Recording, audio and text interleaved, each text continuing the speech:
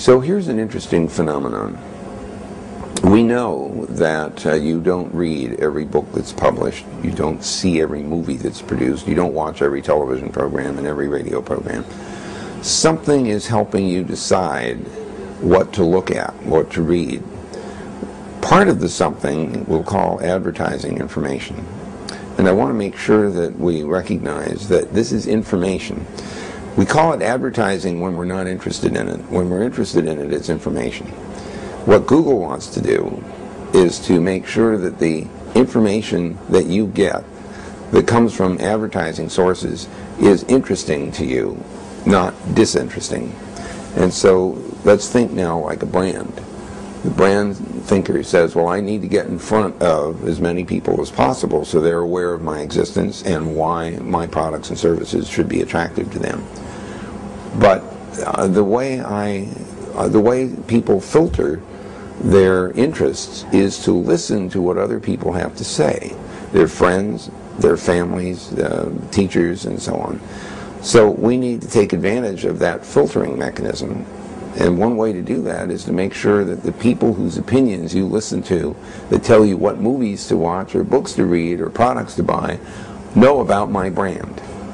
Now, how do I go about doing that? Well, one way to do it is the traditional way of somehow plastering your logo up everywhere you possibly can. But that's a shotgun. The more interesting thing to do is to get your brand in front of someone who has some authority and interest in the products and services associated with that brand, so that that person now becomes an anchor and whose opinion now counts in his or her circle of friends.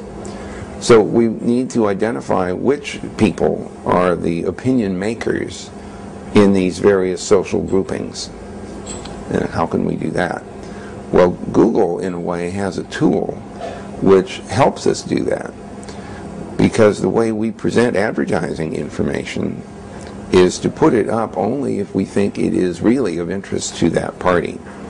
And in fact, the thing that makes our advertising mechanism so valuable is that we're pretty good at getting an ad that someone will click on in front of that person. Their interest level is indicated by the fact they clicked on the ad. I'm not going to click on an ad I'm not interested in. That's advertising. If I click on it, it's information. So we have a built-in filter to find the people who are interested in this particular brand or in the products associated with it.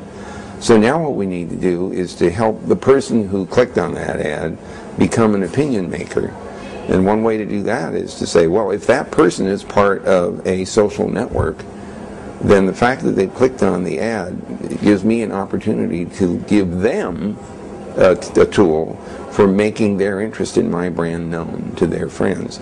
So when you look at open social, you discover mechanisms in there that allow people to tell their friends or draw attention to their friends to things that they have seen that they think their friends would be interested in.